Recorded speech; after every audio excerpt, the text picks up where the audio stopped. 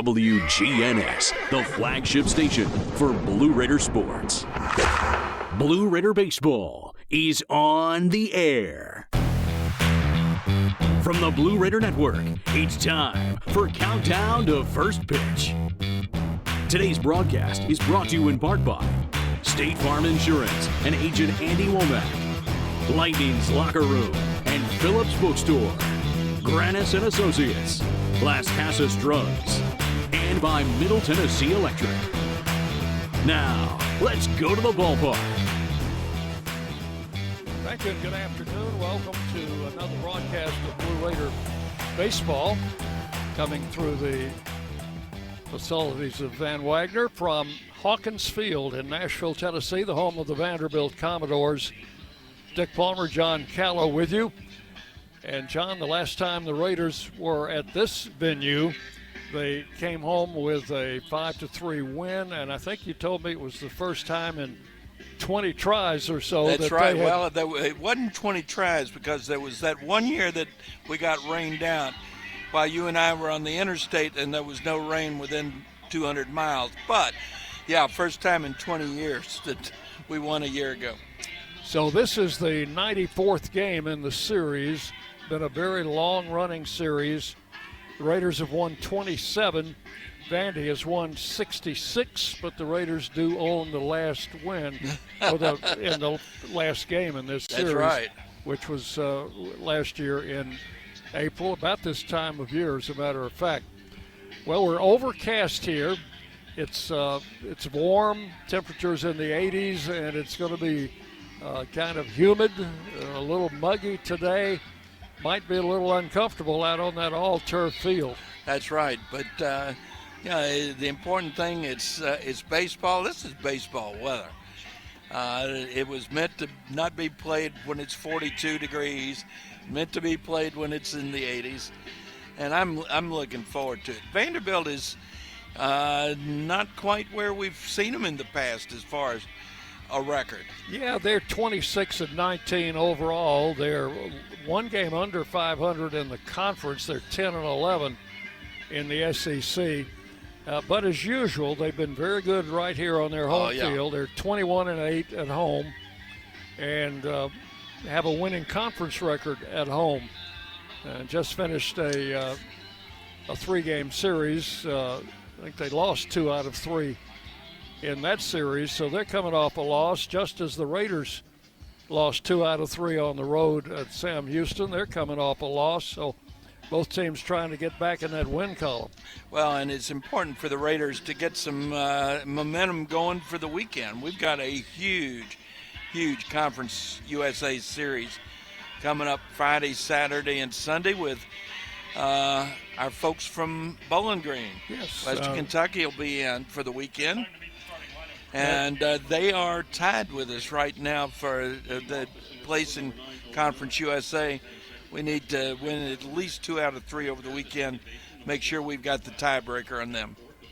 Raiders are part of a logjam of 5 teams, which constitute kind of the middle of the conference. Top part of the conference, all of those teams pretty well assured of a spot in the postseason tournament, led by Jacksonville State, which is still in first place. But the Raiders are part of 5 teams in the middle of the mix, and out of those 5 teams, 4 would make the conference tournament, and the bottom 3 teams would have to stay home. That's right. We're right now in the conference. We're tied with Western Kentucky, Sam Houston, and Kennesaw State. Let's see, there are 3 of us at 9-12. Western Kentucky, Middle, and Sam Houston 9-12. Kennesaw State, New Mexico State, 1 game behind us at 8-13. We've got the tiebreaker on Kennesaw. We've got the tiebreaker on New Mexico State. We need to pick it up on Western this weekend. Yes, no doubt about that. Now, the Raiders are going to be starting a right-hander, Abel Alberon, today, and Vanderbilt will go with a freshman right-hander, Connor Hamilton. We'll have some more information on those 2 starting pitchers in just a moment. When we come back, we'll give you the starting lineups And then I've got an interview with Blue Raider pitcher Gavin King that we're going to tell you about, and then it should take us just about up to first pitch. So from Hawkins Field on the campus of Vanderbilt University in Nashville, you're listening to Middle Tennessee Baseball from Van Wagner. Hey Blue Raider fans, this is Brad Hopkins with Exit Realty Bob Lamb & Associates. Winning in real estate is a lot like football. Good coaching and recruiting a great team are the keys. I put together a team of lenders, inspectors, and home professionals to help you succeed. Let me coach you through this process and make sure you come out a winner. Whether you're looking to buy, sell, or invest, I am here to help you win. Visit BradHopkinsHomes.com or call 615-556-9239 to find out more. Las Casas Drugs is a proud sponsor of Blue Raider Athletics, located at 4702 Las Casas Pike, just minutes from Murfreesboro. Las Casas Drugs strives to provide all of your pharmaceutical needs in that hometown atmosphere you deserve. Family-owned and operated, Las Casas Drugs offers free delivery, immunizations, drive-through window, gift shop, merchandise, and medication management programs. Come by and see how we can make a difference. And go Blue Raiders! Bring your game day style courtside with a stop at Lightning's locker room on the concourse. From bold new drops to timeless campus classics, we've got everything you need to turn heads from class to tip-off. Whether you're rocking a hoodie in the student section or sporting a tee around town, your look says it loud. You're here for the wins, the energy, and the tradition. So step up your style and your spirit, because at Lightning's locker room, the season never slows down, and every fan plays a part in the hype. Let's make every day feel like game day. Hey folks, it's Chip Walters from Exit Realty Bob Lamb & Associates, helping Middle Tennessee make smart moves in a fast-moving market. Whether you're buying, selling, or just exploring your options, you deserve someone who knows this community and treats your goals like their own. From first-timers to long-time homeowners, I'm here to guide you with clarity, confidence, and a steady hand. When you're ready to make the next move, start with someone you trust. Visit ChooseChip.net. And let's make your 2026 move the right move. The Blue Raiders play here. News Radio WGNS. From Hawkins Field in Nashville, Dick Palmer, John Callow with you for Blue Raider baseball today. We're going to take a look at the starting lineups as the four umpires make their way toward home plate. Ascent Federal Credit Union is the exclusive credit union of Blue Raider Athletics. Enjoy one of their 5 convenient Murfreesboro locations, or there are many locations across Middle Tennessee. Learn more at ascend.org. And John, over to you. All righty. For the visiting Middle Tennessee Blue Raiders, leading off will be the center fielder, Owen Noack. Tyler Minnick bats second. He'll be behind the plate today. Cooper Clapp at second base bats third. Dean O'Neill will be the cleanup hitter. He will be at first base. Left fielder Nathan Brewer bats fifth. Batting sixth will be the right fielder, Brett Rogers. In the 7 hole, Lane Akers will be the DH. Batting eighth, Brett Von Dolan at third base. And batting ninth will be the shortstop, Clay Badalak. On the mound will be the right-hander, Abel Alberon. For the Commodores, leading off will be the shortstop, Riker Waite. Batting second, the second baseman, Mike Mancini. Batting third baseman, Brody Johnston. Batting fourth will be the left fielder, Braden Holcomb. Right fielder, Logan Johnstone. Bats fifth. That's going to be interesting. Johnston and John Stone in this lineup, Dick. John Stone will be batting fifth. Batting sixth, the DH, Colin Barzy. Batting seventh, the center fielder, Rustin Rigdon. First baseman, Tommy Gooden, bats eighth. And batting ninth will be the catcher, Aki Kia.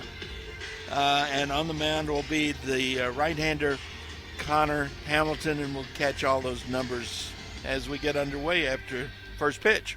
All right, the Raiders just concluded a 3-game road trip at Sam Houston. I'd like to thank Ryan Simmons for sitting in for us there. Did a fine job as usual, and we're happy to be back with you. Our last broadcast was from Cookeville And when we had a little trouble getting on the air, and we actually didn't get on until about the 5th inning, but I had a pregame interview with Gavin King, young man who just came off an outstanding 3-game series against Delaware, where he appeared, I think, in all 3 games. Yeah. But and he was also used at Sam Houston and picked up the win in the Saturday game when the Raiders got their only conference road win. So this is the interview with Gavin King that no one heard except John Callow and myself in the Tennessee Tech game. So we wanted you to hear it, and keep in mind that this does not include what happened over this past weekend. So let's go. Pitching with Blue Raider pitcher Gavin King. Had a pretty decent week last week, Gavin, with 1 win and 3 saves. Pitched in 4 straight games. Yeah, it was a great experience. Something I've never done before, but it was very enjoyable. Team did really well last week. Ended up taking all 4 last week, which was big for us, not only in the conference but for team motivation going into this big series this weekend. So can we now consider you the closer? It kind of seems like the role that kind of fell into my lap. Me and Coach Myers sat down towards the beginning of the year, and he was like, "Are you dead set on being a starter?" And I said, "No, sir. I'm here to pitch. I'm here to do my job and go out on the mound and try to get as many outs as possible." And he said, "Well, with what's going on right now, you might be moving to a little bit of a closer role, but we still expect you to go the distance when needed." And I kind of put my seatbelt on and buckled up and got ready to fill whatever role he kind of wanted me to fall into. Well, you've been touching 95 to 97 out on that radar gun. Have you always been able to throw that hard?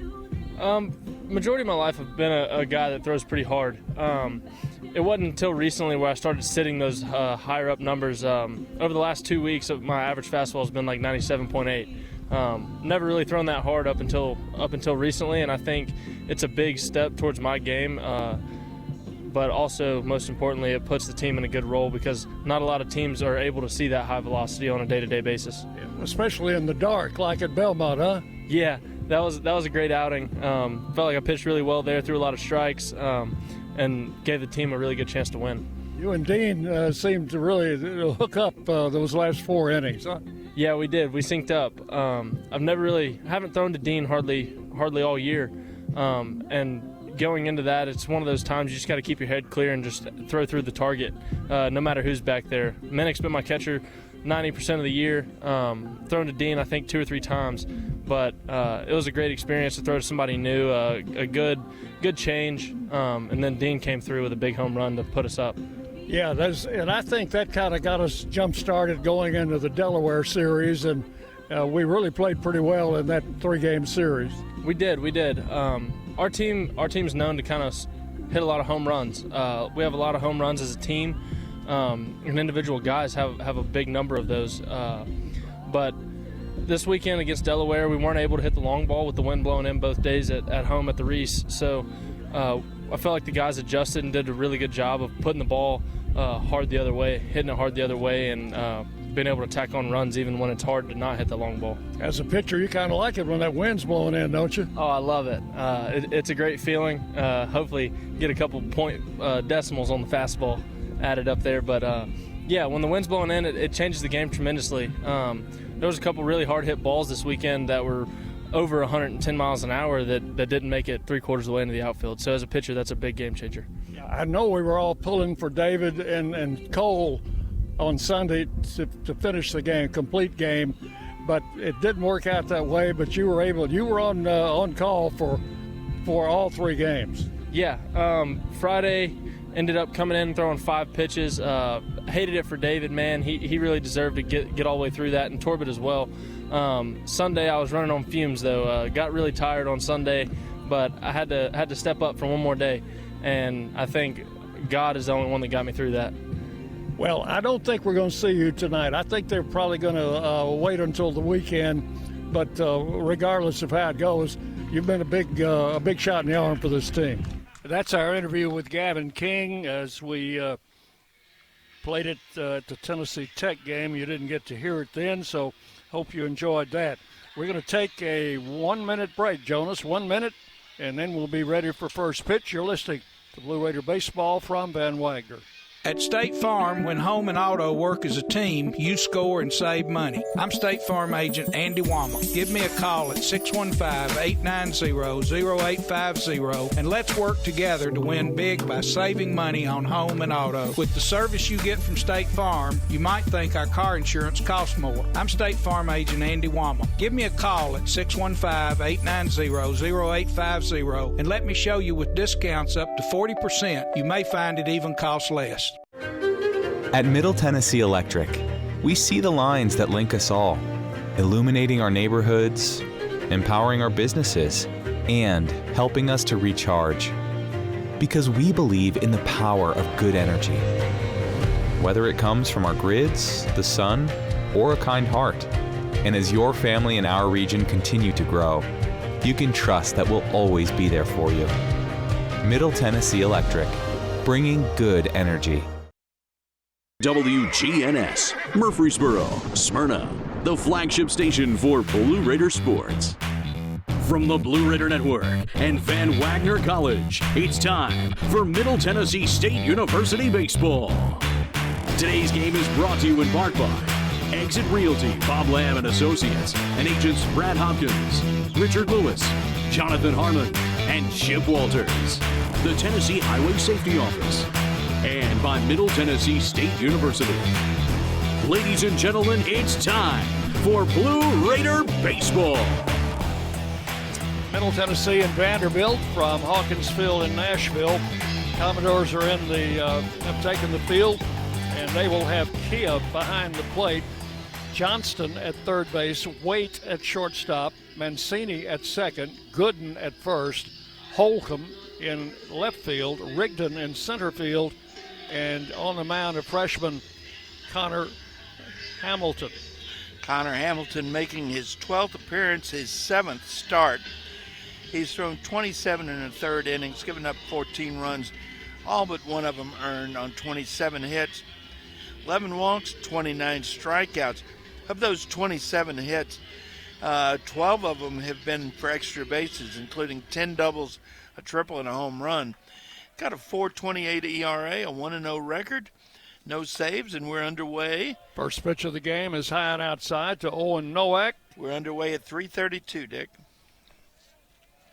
Hamilton is a big kid, a freshman, as we said. There's a strike called. It's 1-1. He is 6'4", about 210, out of Thompson Station, Tennessee, and a graduate of MBA in Nashville. There's a smash to the second baseman. A couple of steps out on the outfield grass in right field, and he'll make the play over to first for out number one. One down in the first inning. Nowak grounds out, second to first. Here is Tyler Minnick. Raiders senior catcher, Georgia Tech transfer, 284, has been steady with the bat all year. Hamilton's pitch caught the outside corner for a called strike. Got a 4-man umpiring crew today. I think that's standard with all SEC games. Ball is hit in the air to shallow right field. Right fielder charging in. Second baseman going back. It's Mancini, the second baseman. Makes it over the shoulder catch for out number two. So he's been involved in each of the first two, retiring the first two hitters. And the batter is Cooper Clapp, Raider second baseman. Cooper standing in at .318 for the year with 6 home runs. And Hamilton's first pitch is outside for ball one. That one touched 92 on the radar. 1 ball, no strikes. 2 outs here in the first inning. Just underway from Nashville. The pitch right in there for a strike. It's 1-1. I'd like to thank the folks here at Vanderbilt for providing us with good accommodations. We don't get those everywhere. Pitch swung on, hit right back up the middle. Shortstop behind the bag at second makes the play and retires Clapp for out number 3. The shortstop, Waite, had him played perfectly. he was almost playing behind second base for the left-handed hitter, and that ball was ticketed to center field, but Waite cut it off, threw him out at first. 3 up, 3 down in the first inning, nothing across. We'll go to the bottom of the first inning. Middle Tennessee, nothing, and Vanderbilt coming to bat. You're listening to Blue Raider Baseball from Van Wagner. Locally grown, Blue Raider proud. This is Jonathan Harmon with the J. Harmon Home Team. As an MTSU alumnus and lifelong Rutherford County resident, I bring the heart of a teacher, the grit of a Blue Raider, and over 15 years of real estate experience to every client. Honest to a fault, connected to the community, and driven to serve. I don't just help you buy or sell, I help you understand every step. The J. Harmon Home Team, where real estate meets real talk. Las Casas Drugs is a proud sponsor of Blue Raider Athletics, located at 4702 Las Casas Pike, just minutes from Murfreesboro. Las Casas Drugs strives to provide all of your pharmaceutical needs in that hometown atmosphere you deserve. Family-owned and operated, Las Casas Drugs offers free delivery, immunizations, drive-through window, gift shop, merchandise, and medication management programs. Come by and see how we can make a difference. And go Blue Raiders! WGNS, the flagship station for Blue Raider sports. And we go to the bottom of the first inning. The Raiders went down in order in the top of the first and will be set defensively this way with Tyler Minnick behind the plate, Brett Bondolan at third, Clay Badalak at short, Cooper Clapp at second, and Dean O'Neill over at first base. Nathan Brewer in left field, Owen Nowak in center, and Brett Rogers in right field. And on the mound will be the right-hander, Abel Alberon. Alberon making his 4th start, his 13th appearance. He's thrown 24 in the 3rd innings, given up 21 runs, 17 earned, 28 hits, 12 walks, 19 strikeouts. He has got a 6.29 ERA with no decisions, no saves. And he'll face the shortstop, Riker Waite. A switch hitter. He'll bat left-handed against Alberon. And the defense for the Raiders playing him straight up. Waite, a .295 hitter with 5 home runs. And one of those guys you want to keep off the bases. He does have 10 stolen bases on the year. Alberon's first pitch is over but low for ball 1.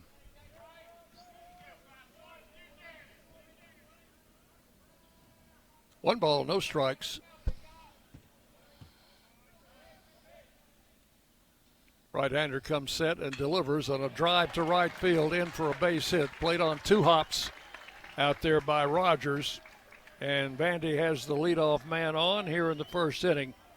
Sharp single to right for Riker Waite. 93-mile-an-hour fastball. We shortchanged him a little earlier, didn't we? We did. Well, we'll just say that we were giving faulty intelligence on purpose. How about that? Mike Mancini, the second baseman, stands in. A left-handed hitter, second straight lefty, to face Alberon, who will throw to first base. Lobbed it over there and almost lobbed it too high.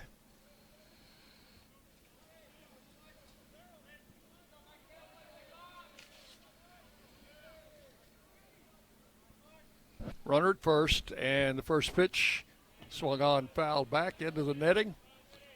The count to Mancini will be strike 1. Alberon is 6 feet, 190, a junior out of Arcadia, Florida. Comes to us from Florida Southwest Community College. That's where Cooper Clapp played. I think have gotten a lot of good players from that school. Pitch is outside, 1-1 now to Mancini. You're talking about that netting. I always get a little ball comes back and looks like headed this way, and then I forget that they've also got netting that runs horizontally from the top of the press box down to the top of the screen. Take a lot to get one into this press box. Yeah, it would. It would. Count is 1 ball, 1 strike to Mancini. Which is just fine with me, Dick. Runner goes, hit and run into the gap in left field. Runner Waite is going to be waved home. The throw coming in will be cut off, and right away Vanderbilt has a 1-0 lead. Yeah, that ball got into the gap all the way to the wall. Boyle and Noah was able to pick that up, and Waite was running on the play. He sure was. That's hit number 2, run number 1 off Alberon. And the batter will be Brody Johnston, the third baseman. He is a big right-handed hitter. Boy, he is big. Out of Ottawa, Tennessee. John? I've been to Ottawa. Pitch the plate, in for a strike, 0-1. Down, between Chattanooga and Cleveland? Yes. Mm-hmm. Went to Boyd Buchanan High School. I think that is in the Chattanooga area. It is. Pitch the plate high for a ball, 1-1 to Johnston. Not to be confused with Johnstone, who is the 5th place hitter. This is Brody Johnston. Runner leads at second, and the pitch to the plate is foul to the right. And that will be out in the street. What street is that, John? Well, that is just what used to be Jess Neely. It is now the Sports Plaza. They've closed off Jess Neely to traffic. Been a lot of construction going on down here, and more on the way. That's right. 1 ball, 2 strikes, the count to Johnston. And the pitch to the plate is inside. Ball 2. We were told that, and we can see the equipment out beyond the right field fence, that they're going to be doing extensive renovation out there and also to the press box area. 2 balls, 2 strikes. Runner leads from second, draws a look, and the pitch is... That hit him. That hit him, yep. So Vanderbilt has runners at first and second with nobody out. It's always amazed me, Dick, how they were able to shoehorn Hawkins Field into so little space. Yeah, and they've got they're making more room out beyond the right field fence. I don't know what they're going to do out there, but well, they've had bleachers out there for a number of years. Maybe going to extend the grandstand out there. That could be, or add luxury boxes, or who knows what they're going to do. This is a tiny ballpark, 310 down the left field line, where we've got a green monster similar to Fenway out there, and 320 down the right field line. Runners go, and the pitch is fouled out of play. Well, the runner at second went. The runner at first did not go. So the count will be 1 strike to Braden Holcomb, the cleanup hitter. Holcomb comes in at .337. He has 13 home runs. One of the reasons that this team has hit so many home runs, they've hit 90 on the season. Throw to second, and that one is fortunately hit the runner. It would have gone into center field. Cooper Clapp had to come back and pick that baseball up right in front of the bag. But Vandy with 90 home runs compared to Middle Tennessee's 55, same number of games. That just shows you how this is such a hitter's ballpark. Pitches inside for ball 1. 1-1 to Holcomb. So they have 3 players, each with 13 home runs. Mancini, Johnston, and Holcomb each have 13 home runs. That's the 2, 3, 4 hitters in the lineup. Hit 291 as a team. Here's the pitch to the plate, swung on and missed. And the count will be 1 ball and 2 strikes. That was a change-up. Change-up. Is that about 79? 79. After he's been throwing 93, 94, 79 makes a difference. Alberon's pitch is swung on and missed, strike 3. Holcomb chased a high fastball. Yep, 92-mile-an-hour fastball. So 1 out, runners first and second. And the batter is Logan Johnstone, who is the right fielder. Ground ball here, and we got a chance to get out of this with minimal damage. Johnstone, a sophomore from California, transfer from Cal State Fullerton. He's hitting .284. And again, they turn and throw back to second base. And that was not a serious throw. That was just a soft toss. Left-hand hitter Johnstone stands in. First and second, one out. Vandy leading 1-0. They throw back to second again.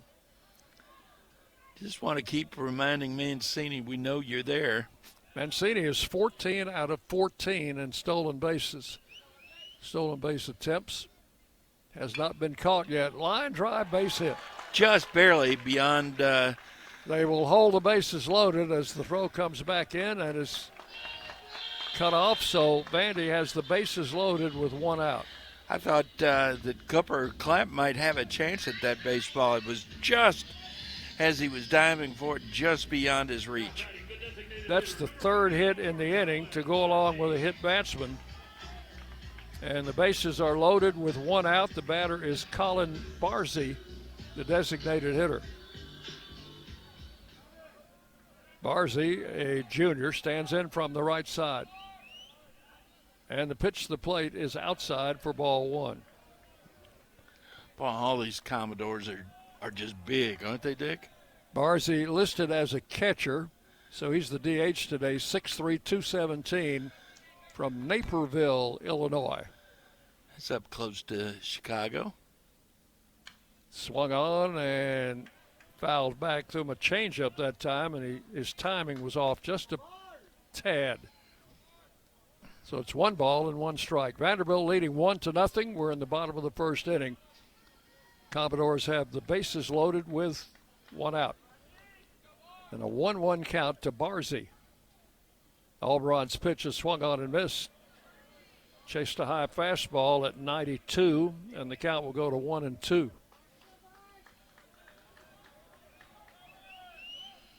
Now, do you throw him the slider down and away? Well, I guess we'll wait and see. And the pitch. He did that. It was off the plate and actually into the turf. Couldn't get him to bite. Blocked by Minnick, so it's 2 balls and 2 strikes. Raiders could use a double play in a big way here. Getting down in the lineup. 2-2 the count. Swinging a ground ball foul over by the Vandy dugout. Their dugout down the third base side. The Raiders comfortable in the first base dugout, same one they occupy at home. One other thing about this ballpark, John, we mentioned the fact that it's a tiny ballpark and there's not much foul ground here. No. Pitch to the plate is hit in the air to right center. Rogers chasing back on the warning track, reaches up, makes the catch. All 3 runners will tag and advance. So the runner at third, Mancini, comes in to score. That'll be a sacrifice fly for Barzy for the second out. And the other 2 runners tagged up and advanced. And that gets Jerry Myers out of the dugout. So now 2 outs, runners at second and third. The batter will be the center fielder. One of the things you were mentioning, Dick, was how little foul territory there is. The way this ballpark is built, the bullpens are beyond the grandstand in foul territory. We can't see either one of them. But that's nothing new, is it? It is nothing new. We've been putting up with that for about 20 years or so. So here's Rustin Rigdon, sophomore center fielder. Comes in hitting .262. He's a switch hitter, batting left-handed against the right-hander Alberon, whose first pitch is in for a strike, 0-1. 2-0, Vanderbilt leading. We're in the bottom of the first inning. Raiders went down in 1-2-3 in the top of the first. Right-hander delivers a strike at the letters, and it's 0-2. Rigdon hitting .262. He has 4 home runs.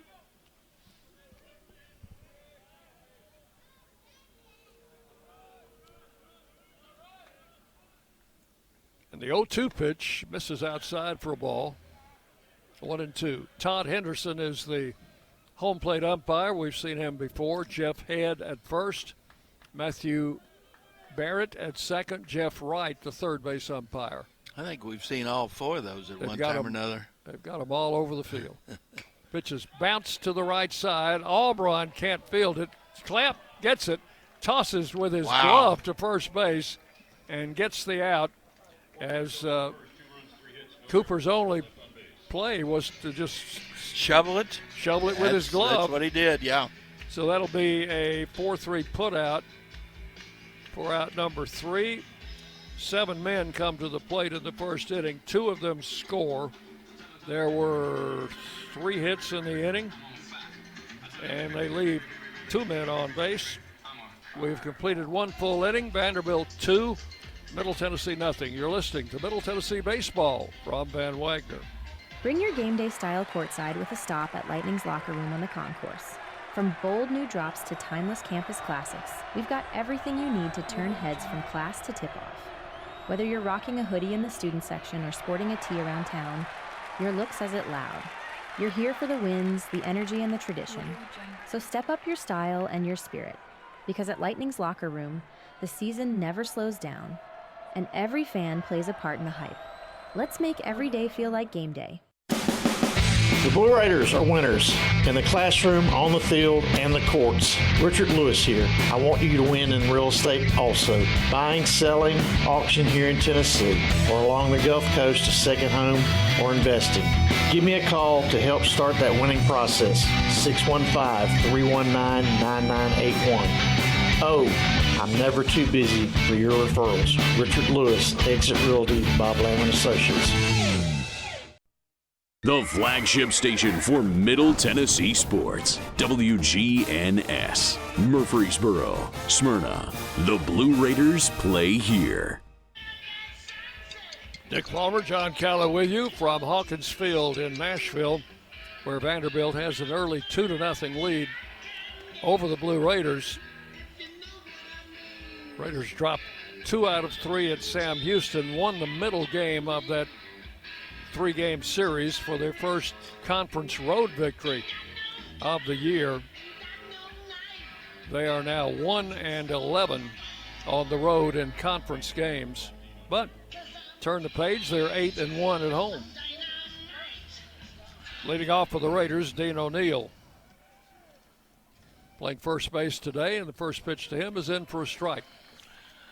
You know, there are only 3 teams in the conference with just 1 loss at home, and one of them is Jacksonville State.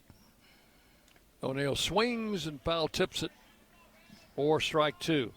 And the other one, Missouri State, we played both of those teams well on the road, just couldn't win. Yes, we did. 2 strikes the count on O'Neill. Leads the team in home runs with 11. Takes the pitch outside for a ball, 1-2. It'll be O'Neill, Brewer, and Brett Rogers here in the second inning against right-hander Connor Hamilton, a freshman. Here's the 1-2 pitch, grounded foul over by the Vandy dugout down the third base side. We mentioned that big green wall in left field. Actually, it's an extension. It looks like maybe behind is. I guess that big green wall is part of the field. There's a swing and a miss, strike 3. It's not the same construction as the lower green wall. It's a little different shade of green. Yeah, it's more of a screen, but see, they've got the yellow line along the top of it, so that puts it in play. The yellow line that comes down at the vertical line, and then it connects back with the fence. 1 out here in the second. First pitch to Nathan Brewer's outside for ball 1. And one of the things, you referred to the green monster at Fenway, and it's similar. There's a line drive up the middle. Almost took the pitcher's glove off. And that is the Raiders' first hit of the game. Nathan Brewer, who swung the bat well in Houston at Sam Houston over the weekend, picks up the Raiders' first hit. Finish that about that wall out there. The Green Monster is flat. This has an arc built into it. 1 on, 1 out. The batter's Brett Rogers. Stands in from the left side. Runner at first. Brewer with a short lead. The pitch is in for a strike. Off-speed pitch. 0-1 to Rogers. I guess if they wanted to tear down part of Memorial Gym, they could extend that line at it. Well, that wall backs up, almost touches Memorial Gym. Rogers takes strike 2, and it's 0-2.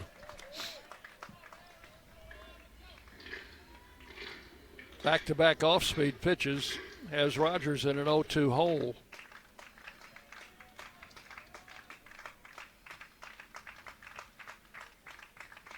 Hamilton comes set, and a swing. Foul ball. And a miss. Oh. They say it's a live ball, Okay. and the throw to first. Swung and missed. The ball got by the catcher to the backstop. So that will be a strikeout and a put out for the first baseman. So since the runner went to second, do you give him a wild pitch? I think you do. Yes, I think that's true. Second strikeout in the inning. So a runner at second now with 2 outs. Lane Akers, the batter, takes the pitch outside for ball 1.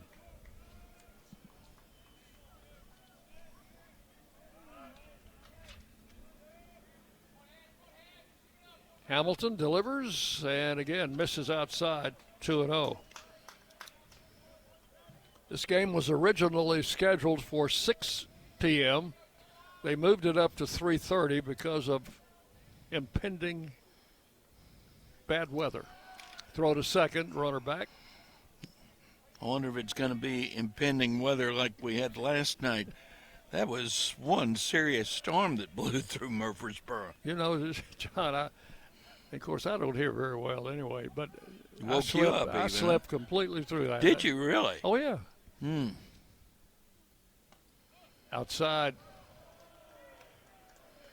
2 other family members were talking about it this morning, how loud it was. And, in fact, they thought our house was struck by lightning. But I never flinched. 3 balls, no strikes. There's strike 1. And, of course, we had a tornado warning out through all of the stuff that was going on. I was not even aware of that. Yeah. Check of the runner. 3-1 delivery is a strike called. Akers thought it was outside. I thought it was outside. So it's 3-2. And I'll make it unanimous because I thought it was outside also. 3-2 now. And the pitch. Strike 3 call. Breaking ball. Caught him looking. So Hamilton strikes out the side. Does allow a hit to Nathan Brewer. He is stranded at second. No runs, 1 hit, 1 left. And we'll go to the bottom of the second inning. Vanderbilt 2, Middle Tennessee nothing. You're listening to Blue Raider Baseball from Van Wagner. Nothing is more expensive than a missed opportunity that could have changed your life. Maybe you're just graduating high school or are working and need to earn a degree to advance your career. Or you aspire to be a leader, and a graduate degree can make that happen. Whether you're just starting out or retooling for the future, Middle Tennessee State University can help you get there. MTSU, the University of Opportunities. Will Fraley, attorney at law, has experience you can count on. Former Blue Raider baseball player and MTSU alum Will Fraley serves Murfreesboro and the surrounding communities. Put a strong and experienced legal fighter on your case. Give Will Fraley a call and he can handle all of your legal matters, including criminal and domestic or family law. Visit willfraleylaw.com or call 615-410-7290. You're listening to MTSU Sports on WGNS. We go to the bottom of the second inning. Vanderbilt in the first plated 2 runs on 3 hits off Auburn. So they'll have the number 8 batter, Tommy Gooden, first baseman, to lead off here in the second. Tommy Gooden is a left-handed hitter, sophomore out of California. Vandy gets a lot of players out of California. Of course, there are a lot of players out there, and Vandy gets their share of them, but they also recruit heavily in the mid-state, and they get in Rutherford County. I think they get any player they want in Middle Tennessee. I think you're right about that. First pitch just missed for ball 1 to Gooden. They've picked up a few decent ball players out of Rutherford County over the years, haven't they? Pitch is coming in low for ball 2, 2-0. David Price, Sonny Gray. They do have a young pitcher from Murfreesboro on their roster, England Bryan, who played at Middle Tennessee Christian School. There's a slam foul. That's going to be out onto the highway, I think. Count will go to 2-1. Gooden leading off the second inning. The Raiders trailing 2-0 early.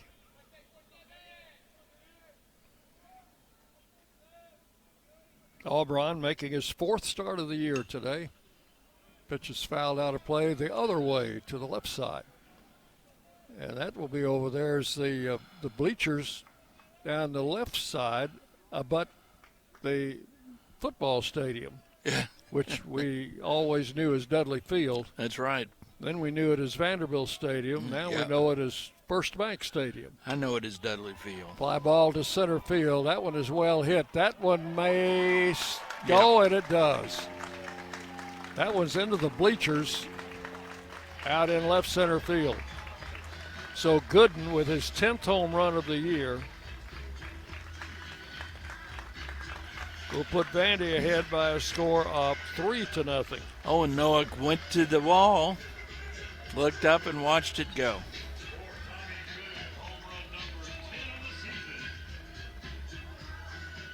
You know, you got a pretty strong lineup when your number 8 hitter has now 10 home runs. No doubt about it. And here's the number 9 hitter, the catcher Kia. Kia. A-U-K-A-I. Kia, 278 average. He's from, you're talking about recruiting nationally. Swing and a miss, strike 1. He's only made it, I think this is his 3rd start behind the plate. From Hawaii. Yeah. 1 strike pitch, misses low and inside, 1-1. I guess they can get any player they want from Hawaii. For Auburn, that was the 6th home run he's given up this season. And the pitch. Check swing and a bit low. Ball 2, 2-1. And where that ball went out, that was not the short part of the ball yard. No, they don't give us distances to the power alleys, but that was the deepest part of the ballpark, no doubt. Straightaway center's 400. Pitch is outside, 3-1. Very short down each foul line, but then it extends out, and 400 to straightaway center.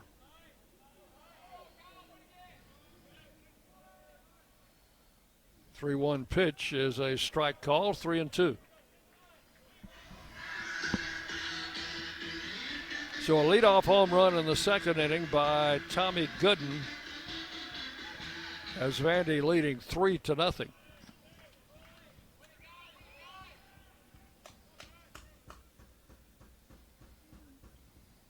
Pitch is hit in the air to right field. Rogers coming over. Clapp going back. Rogers has the best angle. He'll make the call and make the catch for out number 1. fairly shallow right field. Had a lot of altitude on that ball, though. We've got some wind going today, Dick. 11 miles an hour out of the south-southwest, which means it blowing straight out to left center field. It's where that home run ball was hit. That's it. I don't think it was wind-aided, though. Riker Waite, the shortstop, as the leadoff batter in the first inning, singled to right field, came around to score. First pitch to him is in for a strike. Switch hitter, batting left-handed against the right-hander Alberon, and the pitch is inside, ball one. 1 ball, 1 strike. Big weekend series at home for the Raiders with Western Kentucky coming in. The pitch swung on foul down the first base side over in a camera well just beyond the Blue Raider dugout. 1-2 the count. Hilltoppers was supposed to go to Clarksville today. That game was canceled. The 1-2 pitch, high for ball 2. You think maybe their ballpark blew away in the storm last night? I don't know what kind of damage there. I know there was damage in certain areas of Middle Tennessee. 2-2 pitch hit to center field. Nowak coming in a few steps will take it for out number 2. Waite flies to center for the second out, and the batter is Mike Mancini, the second baseman. Mancini doubled into left center field on a pitch where the runner was breaking, came all the way around to score. So it's an RBI double in that first inning for Mancini. The first pitch is high and outside and got away from Minnick all the way to the backstop. Ball 1.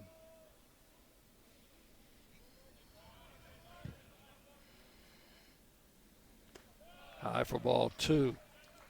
Every time we come down here, there's some kind of construction work going on. And you notice, John, there are 2 big cranes. Huge cranes out beyond left field. Left center field. Yeah. I don't know what they're working on over there. Pitch outside, ball 3. 3-0. Anybody up in those cranes, John? The big one here that's nearest to us, yeah. Yes. There's an operator up there. And he's operating because it's moving. Yep. And maybe they're up there taking photos for the TV network. Pitch is low for ball 4. Who knows? Game is being televised on the SEC network, which is available on many of your cable channels at home. Not that we want to lose listeners. We've got to watch our ratings, right, Dick? And we do have a monitor in the booth here for the first time that I can recall. 2 outs, runner at first. Here's Johnston, the third baseman. He was hit by a pitch in the first inning. Ground is to third. That's a fair ball. Von Dolan up, fires across in time. That will retire Johnston and retire the side here in the second inning for Vanderbilt. 1 run, 1 hit. That was the home run by Gooden, and they leave 1 runner on. So we've completed 2 full innings. It's Vanderbilt 3, Middle Tennessee nothing. You're listening to Blue Raider Baseball from Van Wagner. When the arena lights dim for a concert, or when the crowd becomes one at a big game, you can almost feel like you're the biggest fan. But who's your biggest fan? It's the person that will get you home safely after a night of drinking. It's the person who looks out for your life to make sure you leave the stadium with someone sober. This could be a designated driver or someone who offers to get you a ride share. Because in Tennessee, fans don't let fans drive drunk. Brought to you by the Tennessee Highway Safety Office, a division of the Tennessee Department of Safety and Homeland Security.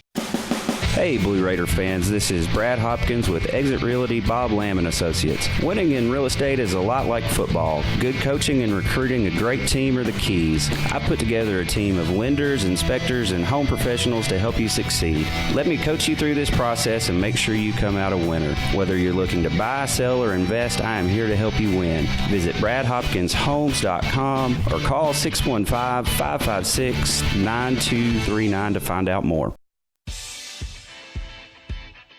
The Blue Raiders are on News Radio WGNS. And we move to the top of the third inning. Vanderbilt leading 3-0. They're all in white with their black caps, gold lettering. Raiders are wearing their uniforms they usually wear on Friday night, John. They got the black shirts on with the gray pants and the two-tone caps. Right. And the black jerseys with blue lettering and the Middle Tennessee baseball logo on the front. Brett Bondolan will stand in to lead off the third inning. He's hitting 8th in the order. Swings and misses on the first pitch. For strike one, Connor Hamilton has struck out 3, all in the second inning, and has allowed 1 hit. Outside for a ball, and the count will go to 1-1 on Bondolan. Brett with 5 home runs on the season. Pitches outside for ball 2, 2-1. Well, you made a comment about their number 8 hitter having some pop. We've got a number 8 hitter with some pop for sure. Hamilton with a pitch. Outside, ball 3. 3-1 to Bondolan. It's hard to show that you've got that, though, when they're throwing everything outside. The 3-1 pitch. Swung on, grounded up the middle. Shortstop cuts it off. Fires to first in time. Another good play by the shortstop. Yeah, I thought that one had a chance to get through.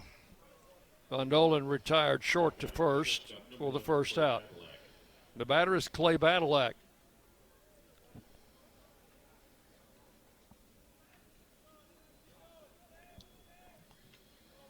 Stands in from the left side.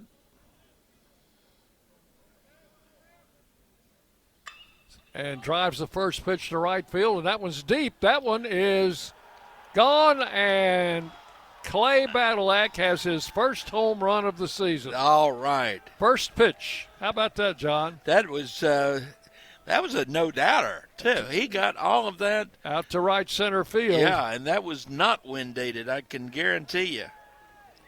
So Clay with his first home run of the year, and I think maybe his second career home run. That sounds possibly right. We'll check with our PR guy, Willie, who's here. He says he's checking. He'll get back with us. So it's a 3-1 game. Owen Nowak takes the pitch outside for ball 1. I think I remember Clay taking one deep last year. Check swing and a strike is called. 1 ball and 1 strike. Wish his mama could have seen that. Maybe she was watching. I hope so. I guess she could get the SEC network and foul ball. Grounded foul outside first. I guess you could get that SEC network in Cincinnati. Count goes to 1-2 on Nowak, who has an 8-game hitting streak, by the way. Stands in from the left side. 1 out here in the third inning and a run in. Check swing, and the pitch is high for ball 2. It's 2-2.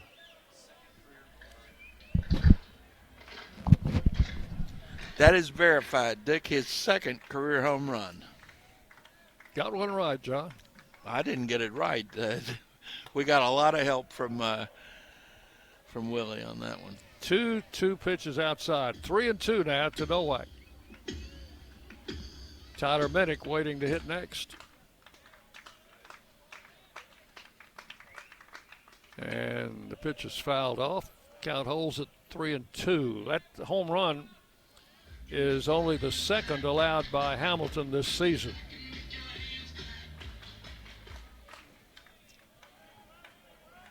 Full count to Owen, 3-2. And the pitch. Grounded to first. Gooden has it, tosses to the pitcher covering. And that will be out number 2 here in the third inning. But the Raiders have a run on the board on the Clay Badalak solo home run. And the batter is Tyler Minnick. I was just checking back when in the scorebook when Badalak hit that, and he did have a hit in each of the games in Huntsville, Texas over the weekend, so he was swinging the bat pretty well down there. They have got 3 infielders on the third base side of second. Swing and a miss. Count will even up at 1-1 on Minnick. Second baseman, boy, he has got to be, 10, 12 feet to the left of second base. Pitch is outside for ball 2, 2-1. And all 3 of them playing deep. I doubt if they wanted that pitch to be outside, the way the defensive alignment is set. Because everything's pointing to the left side, and he drills it over the defense, rolling down to the wall. He will turn and head for second base. The throw coming in bounces away from the second baseman, and that's a double for Tyler Minnick. Yep, that's how you beat the shift. You just hit it over him. Second extra base hit of the inning, and third hit of the game for the Raiders. Cooper Clapp with a runner in scoring position and 2 outs will step in. Grounded to short in the first inning.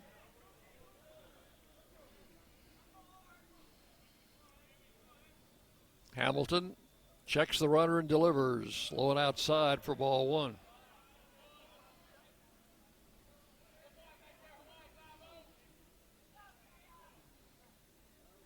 Shortstop is shading the runner and playing about where he did. Very close to second base. Yeah. Keeping the runner honest. And the pitch to the plate is in for a strike. And that's about where they would play for a left-handed hitter anyway.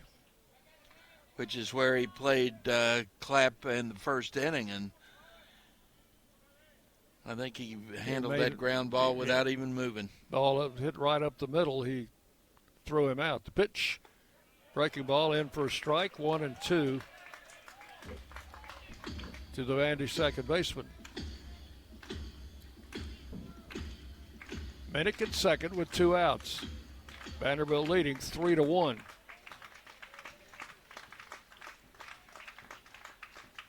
One-two pitch is swung on and fouled back behind the plate. Just got a piece of it.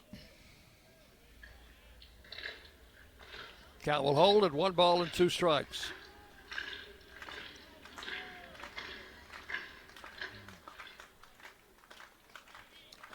With 2 outs, I think a single probably scores the run. And the pitch. Drove it foul into the netting over the Vanderbilt dugout down to third base side. Count holds at 1-2. Trying to go opposite field. They've got the center fielder playing straight up. Left fielder is shaded a little more towards the left field line. 1 ball, 2 strikes to Clapp. And the pitch. High, ball 2. 2-2. I don't know if his dad's listening today, but I know he's probably still savoring that comeback win in Pittsburgh last night. Yeah, huh? I think they're playing at 5:30 Central. Swung on, fouled out of play. You and I might get to listen to some of that Cardinal game on the way back to the borough. I'm sure we will. 2-2 the count.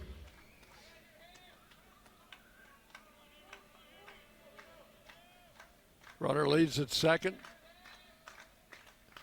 And the pitch. Outside, ball 3. So he's run the string out. 3-2 to Cooper Clapp. 2 outs and a runner at second. Raiders have a home run and a double in this inning off Hamilton. And the pitch. And struck him out swinging. I think he fouled that into the mitt. I think you're right, John. Thought I heard a little sound there. 1 run, 2 hits, 1 left. We'll go to the bottom of the 3rd inning. Vanderbilt 3, Middle Tennessee 1. You're listening to Blue Raider Baseball from Van Wagner. Las Casas Drugs is a proud sponsor of Blue Raider Athletics, located at 4702 Las Casas Pike, just minutes from Murfreesboro. Las Casas Drugs strives to provide all of your pharmaceutical needs in that hometown atmosphere you deserve. Family-owned and operated, Las Casas Drugs offers free delivery, immunizations, drive-through window, gift shop, merchandise, and medication management programs. Come by and see how we can make a difference. And go Blue Raiders! Bring your game day style courtside with a stop at Lightning's locker room on the concourse. From bold new drops to timeless campus classics, we've got everything you need to turn heads from class to tip-off. Whether you're rocking a hoodie in the student section or sporting a tee around town, your look says it loud. You're here for the wins, the energy, and the tradition. So step up your style and your spirit, because at Lightning's locker room, the season never slows down, and every fan plays a part in the hype. Let's make every day feel like game day. Rutherford County's MTSU station, News Radio WGNS. Well, the Blue Raiders on the board here, thanks to a solo home run by Clay Badalak in the top of the 3rd inning, an Old South Properties home run. It's time to go home. Old South Properties, Tennessee's favorite home builder and the official home builder of Middle Tennessee, is this season's home run sponsor. Now we need some more of those, John. But we also need some more of those strikeouts. First Vision Bank strikeouts. That's what we need. Need a lot of First Vision strikeouts. Braden Holcomb, the left fielder, had that First Vision strikeout from Auburn in the 1st inning and takes a strike here. 0-1. Holcomb, a big guy, hitting .337. Out of Orlando, Florida. The pitch. Swing and a foul back. And Auburn out in front, 2 strikes. Well, he started him with a slider, came back with a fastball, and see what they're going to do here. Setting up, down, and away. Pitch is high, ball. Yeah. 1-2. Missed his spot.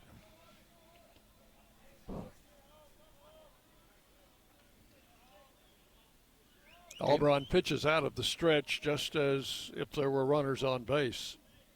The 1-2. Missed outside, 2-2.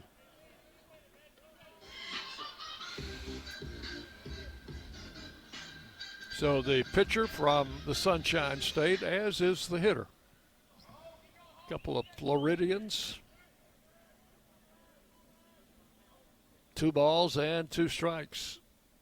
And a shot drilled, just fouled. Oh. Von Dolan made a stab at it and hit down into that tiny foul ground down the left field line. 2 balls, 2 strikes. Holcomb batting in the cleanup spot for the Commodores.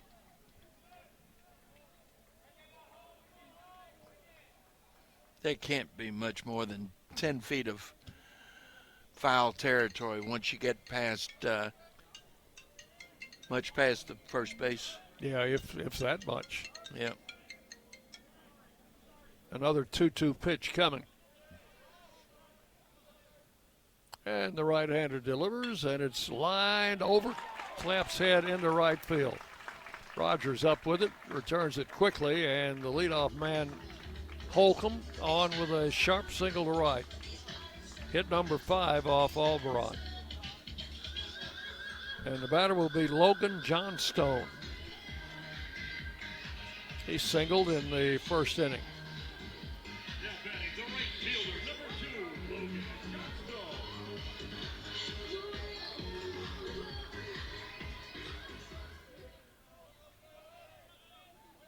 Johnstone, a transfer from Washington State, native of California.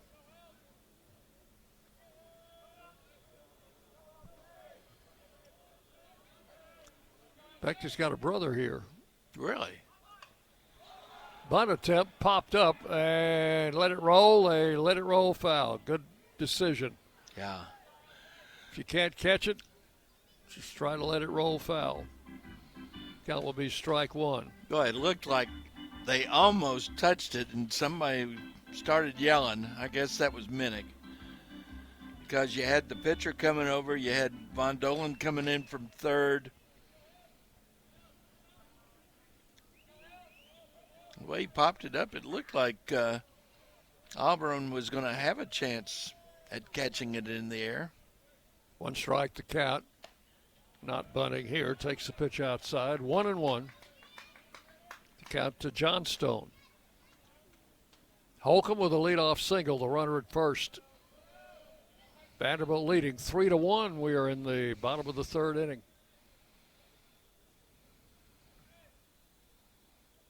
The pitch is outside into the turf. The runner breaks, and Minnick thinks better of throwing to second. Yeah, that's going to be a wild pitch. So down to second goes Holcomb. Holcomb took a long time to make up his mind. What did the runner not? So count of 2-1 now to Johnstone. Left-handed hitter waits, and a pretty good-looking pitch called ball 3. Yeah. Must have been a little bit low because it looked to me like it had the plate. 3 balls, 1 strike.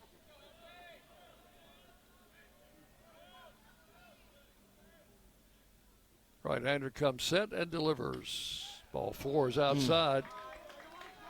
Just barely missed.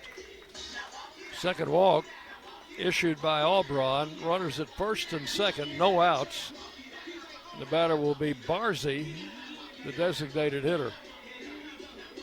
Minnick will make a trip to the mound. Talk to his pitcher. Battle lock in from short. Part of that conversation. I expect the bunt will be on here, John. First and second, nobody out. I know if it were the Raiders, I think we could book a bunt. How's that for alliteration? Barzy already showing bunt. Yeah, O'Neill thinks it's going to be a bunt. Now he pulls out of that. He's hitting. He showed bunt, and then he came back into his regular stance. Looking Took at the pitch Coach, low for ball 1. Looking at Coach Tim Corbin down there in the third base box.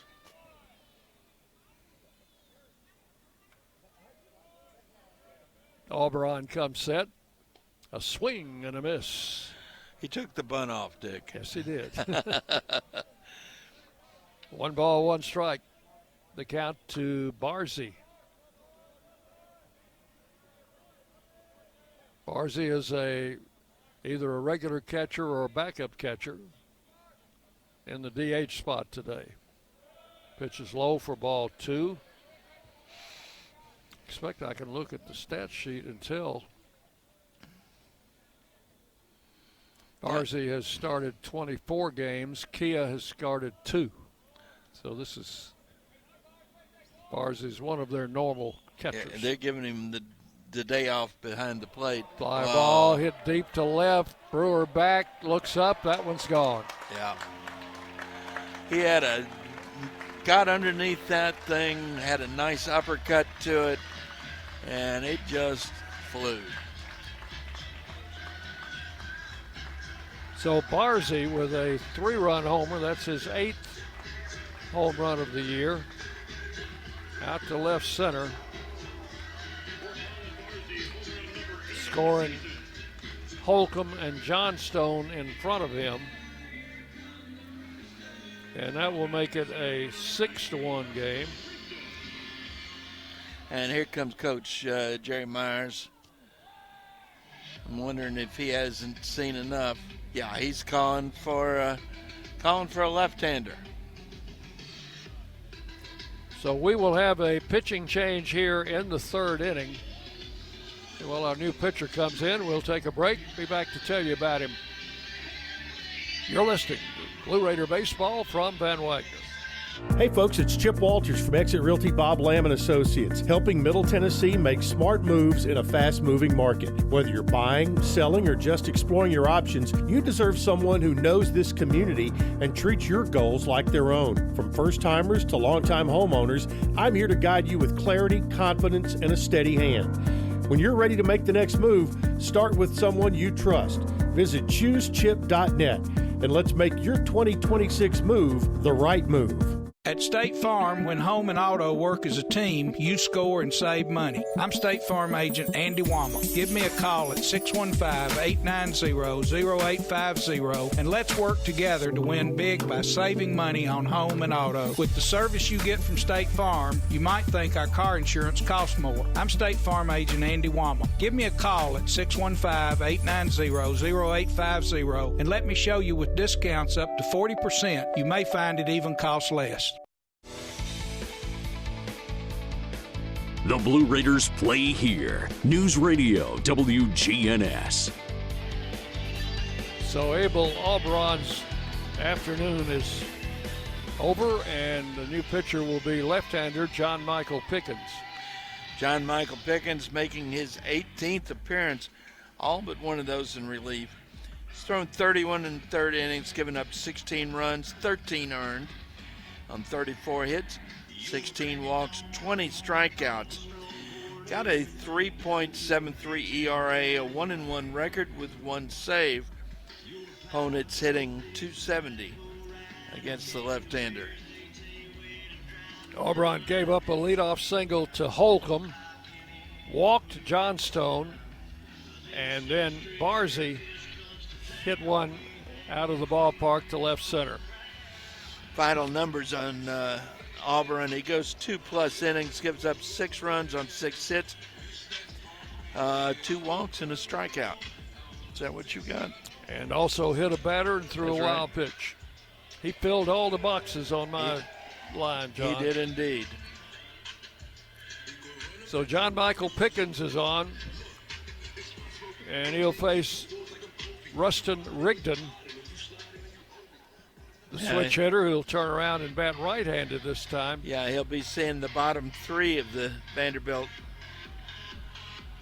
It's just like starting a clean inning, isn't it? So that's a 6-1 Vanderbilt lead.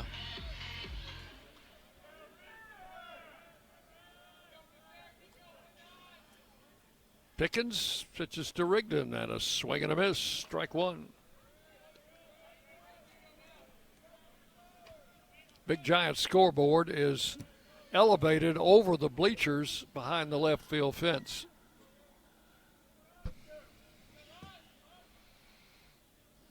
And the pitch to the plate is low. And the line score numbers, John, are even smaller than the ones we have at home.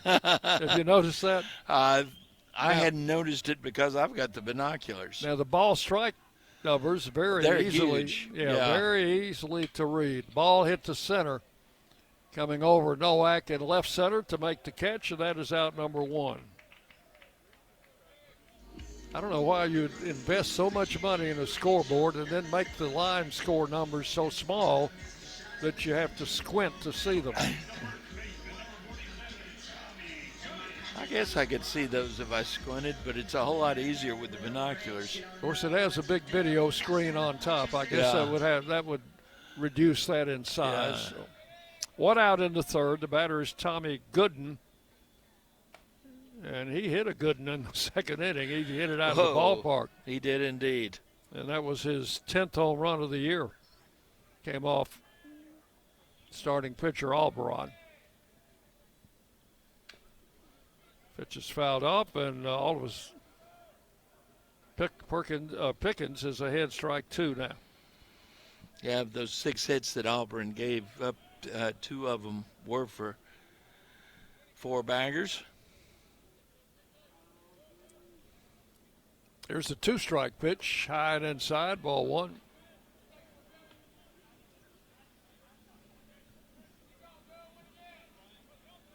You can find it.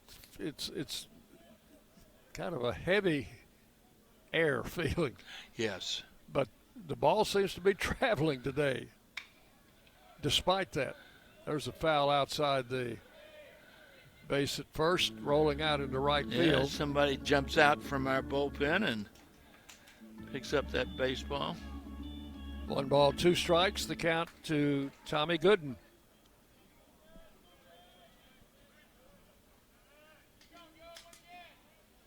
Lefty-lefty matchup here as Pickens delivers the 1-2 pitch, and it's outside for ball 2. Count will go to 2-2. Off-speed delivery, down and away.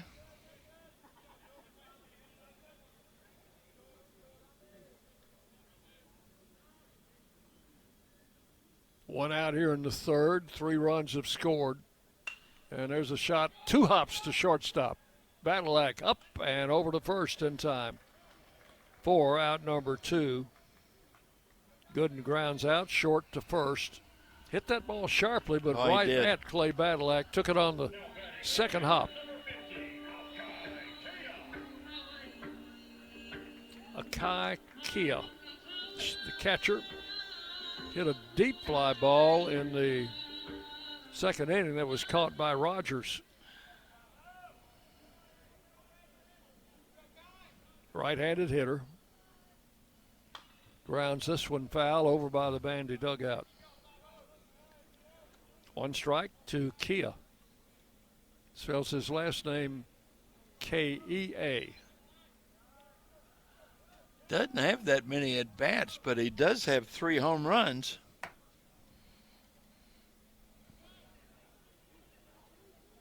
And the pitch. Popped up. Shallow center field. Nowak coming in. He's going to call for it and make the catch for out number 3. So John Michael Pickens comes in and retires 3 straight. But in the inning, 3 runs on 2 hits and nobody left. Totals after 3 for Vanderbilt: 6 runs, 6 hits, no errors. And for the Blue Raiders, 1 run, 3 hits, and no errors. We'll go to the 4th inning. It's Vanderbilt 6, Middle Tennessee 1. You're listening to Blue Raider Baseball from Van Wagner. At Middle Tennessee Electric, we see the lines that link us all, illuminating our neighborhoods, empowering our businesses, and helping us to recharge. Because we believe in the power of good energy. Whether it comes from our grids, the sun, or a kind heart. And as your family and our region continue to grow, you can trust that we'll always be there for you. Middle Tennessee Electric, bringing good energy. Locally grown, Blue Raider proud. This is Jonathan Harmon with the J. Harmon Home Team. As an MTSU alumnus and lifelong Rutherford County resident, I bring the heart of a teacher, the grit of a Blue Raider, and over 15 years of real estate experience to every client. Honest to a fault, connected to the community, and driven to serve. I don't just help you buy or sell, I help you understand every step. The J. Harmon Home Team, where real estate meets real talk. WGNS, the flagship station for Blue Raider sports. And we go to the 4th inning with Vanderbilt leading by a score of 6-1 here in the 94th renewal of this series. These teams at one time, John, played 2 games a year, played 1 at home, and I remember the last time they played in Murfreesboro. That has since gone by the way. That might be why. Dean O'Neill will take a call strike leading off the 4th inning. O'Neill struck out in the 2nd.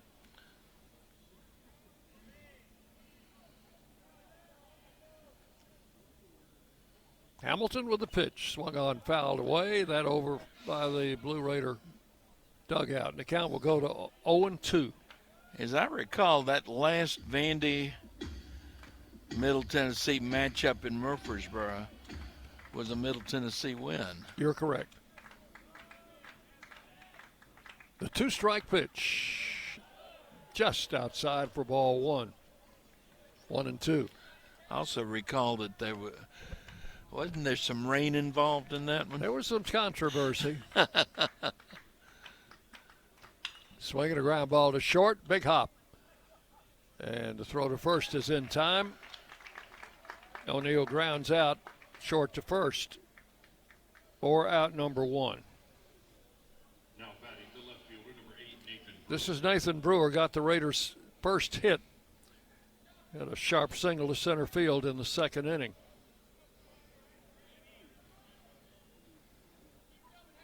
Nathan had a good road trip with the bat. Pitches a strike, 0-1.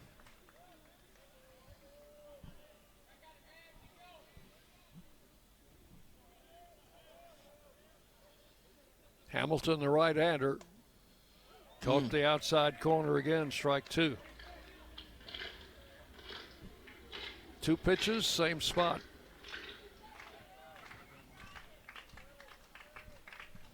And the 0-2. Tried to cross him up, come inside, and it's too far inside for ball 1. 1-2. Of course, the lights have been on here ever since we got here. Still overcast, cloudy skies. Ball 2 is outside, 2-2.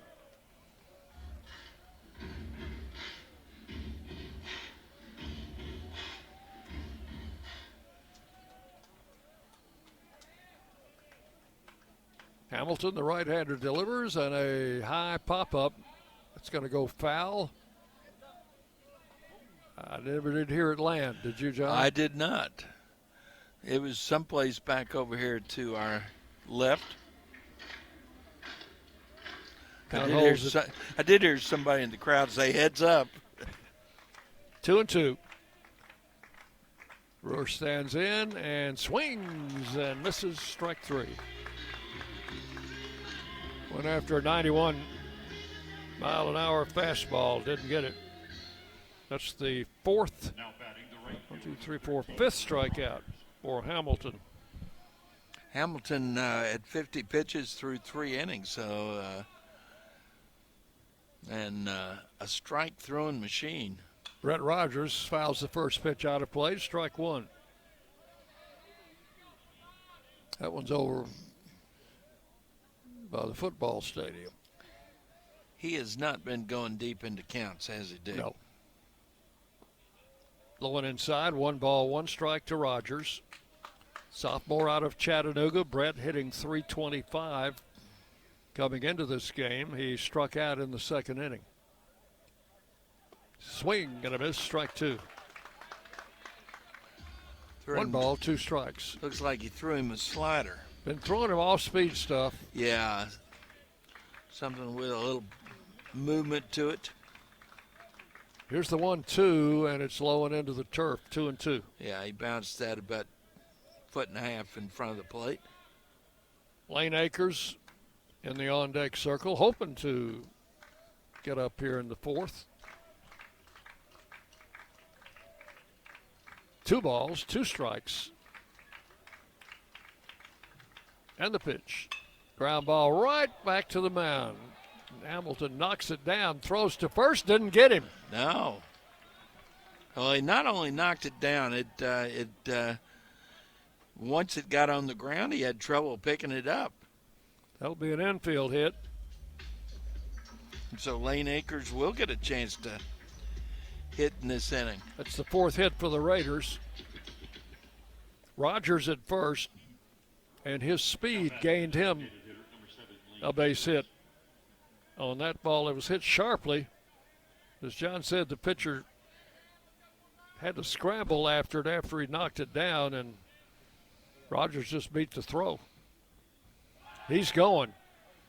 Throw to second, and that's going to be in time. Oh, he's safe. Yeah, I got under the tag. The throw was there in plenty of time, wasn't it? It sure was. They want to check that. So we may have our first video challenge of the day. Looks like it. I'm going to wait for a minute. Looks like the left hand got in there to me, John, as the tag came down. Yeah. They want to look at it. I agree with you. We just saw a replay on the monitor. There we go again. Yeah, he's in there. He is got in under the throw was slightly to the first base side of the bag and a little bit high. He nearly came off the bag on the back end of that. If that holds up, that will be his 12th stolen base of the year. I think that's a good call. I think he's safe. While we have a minute here. Yeah. It's seeing those cranes out there, John. Yep. Reminds me of this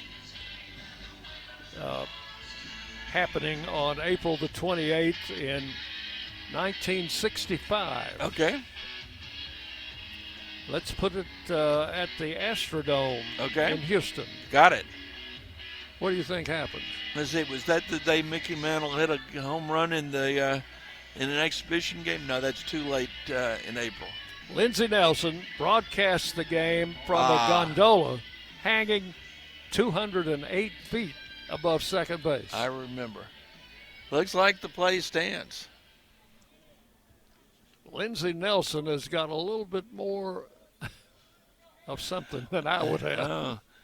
Pitch to the plate. Akers drills it down the left field line. Stay fair. No. Oh, it is a foul ball. And we can hardly see that left field corner from where we are. We lose about the last, 25 or 30 feet, maybe even a little bit more. That was right down the left field line. Yeah. Couldn't have been fouled by much. I don't know. Umpire was right there on the call, though.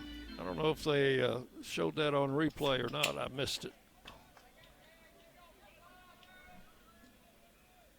So one strike pitch, throw to second. Might have had him if it throw had been a little better. The throw actually got away, and the shortstop kept it from getting into the outfield. Yeah, if it had been a better throw, I think they would have had him at second. So Brewers, stay alert out there. Count is 1-1 to Lane Akers. Pitch is high, ball 2. 2 balls and a strike. Vanderbilt leading 6-1. They have scored in every inning. And we're in the 4th.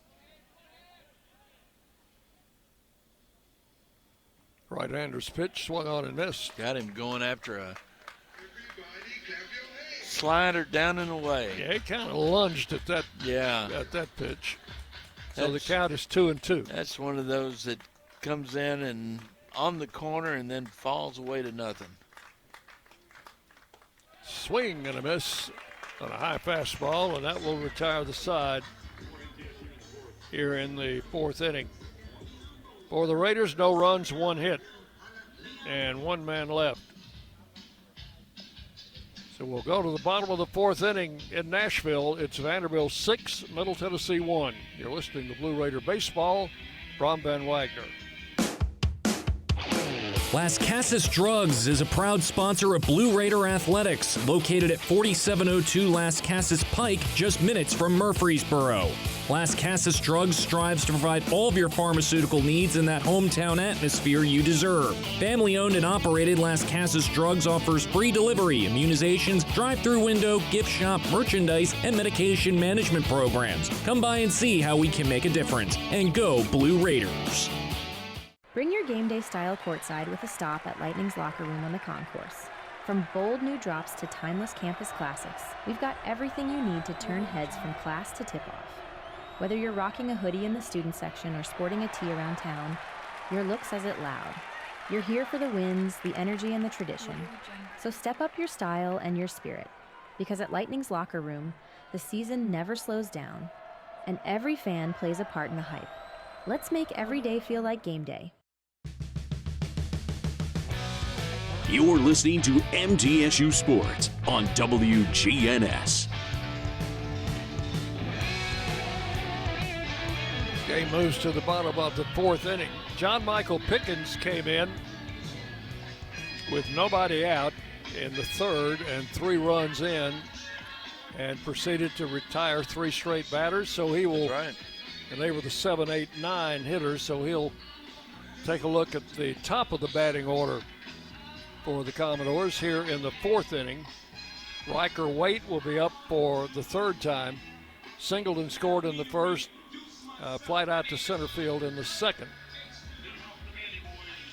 Switch hitter, he'll be batting right-handed for the first time in this game. Against the left-hander, John Michael Pickens out of Hueytown, Alabama.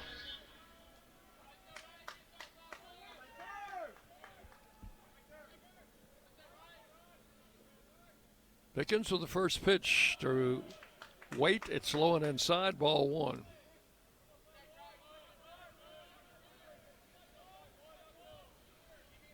Waite is a sophomore. He's out of Queen Creek, Arizona. Fly ball to center. And going to drop in front of Nowak for a base hit.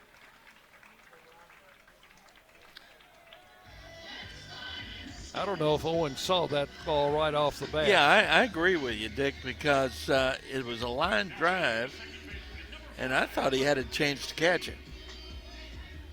So a runner at first, and the batter is the second baseman, Mike Mancini.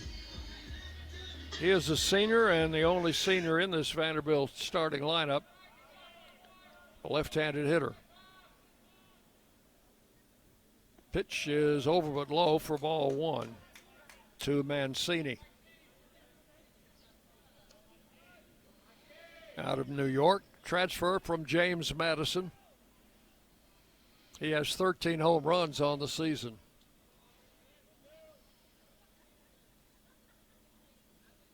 Long look by Pickens, and the pitch to the plate is outside for ball 2. 2 balls, no strikes. Just off the plate.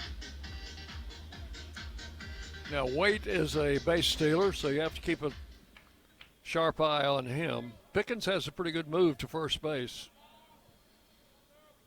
2 balls, no strikes. And there's the throw to first. The runner's back.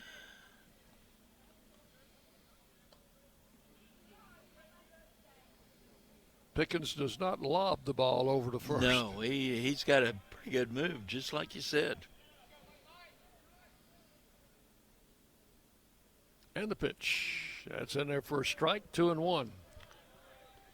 This is a good running count. Let's see if they send the runner.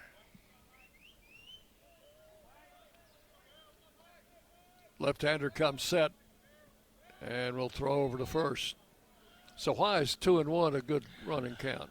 That's just what the book says. Oh. Well, you want to put a little pressure on that pitcher. Pitch is inside, ball 3, 3-1. Yeah, 3-1. You're not that much of a running count because why potentially give up a base runner. Yeah, and at 2-1, you're not going to run into a strike him out, throw him out, double play. Pitch swung on, foul back over our heads and out into the ether. Yeah. 3-2 now. Now this is a good running count. It's a good running count if you can strike him out and throw him out. So full count to Mancini. And the pitch. He's not going. Fly ball to left field. Brewer over near the line. Looking up at that green wall. It's off the wall. And runners will be at second and third. Throw comes back in. That will be a double for Mancini. That one traveled about 325 feet. It was not deep, but it got hit that wall about where it starts arcing, and so you don't get a true bounce off that fence. So a single and a double has runners at second and third with no outs. And the batter is Brody Johnston. He is up for the third time, has been hit by a pitch and has grounded out. The pitch outside, ball one.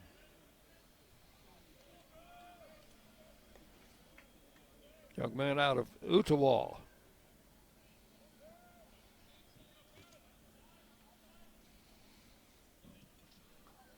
Time call, and Tyler Minnick will make a visit to the mound.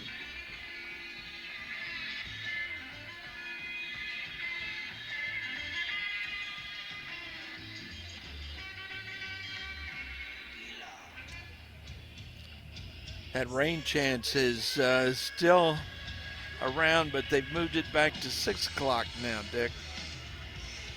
So we might get through here without any moisture, huh? 50-50 chance at 6. If we're still sitting here at 7, we're in trouble. Yeah.